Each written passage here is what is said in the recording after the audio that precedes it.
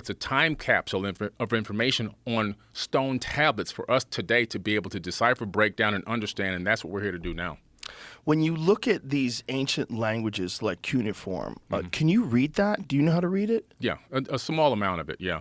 Studying it from books that I have bought right off of Amazon. Oh. Yeah, so basically you take a stick. It looks like a stick with a kind of a curved end, right? Almost sharpened. It's called a stylus.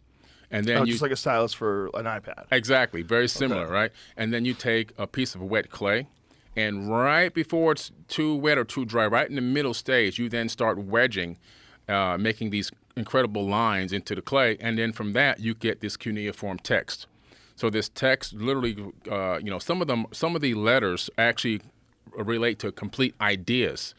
But it's incredible work, and it takes a long time to do. And then you have to let this thing dry, and then it becomes stone.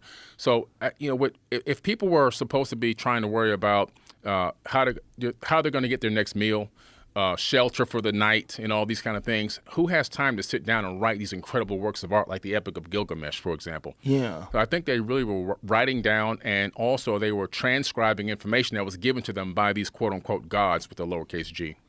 So when you're reading things like the Epic of Gilgamesh, the Epic of Gilgamesh, for people who don't know, is one of the oldest versions of a lot of the stories that you hear in the Bible. Very similar to them.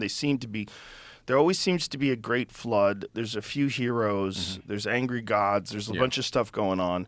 And Zecharia Sitchin's work was like the most controversial on the Sumerian text, right? Yes. Because there's a whole website called sitchiniswrong.com. Like people go crazy about him. Yeah. But when he starts talking about it, when you read some of the things that they wrote, and when you see like some of the images that they created, the images that look like the double helix from DNA, and there's a bunch of that now we represent the caduceus, which represents pharmacies and drugs. Like that's the old version of an image of the double helix of DNA, or at least it looks super similar to that. Oh, it definitely is, because it's referenced even in the Egyptian Book of the Dead and other ancient texts.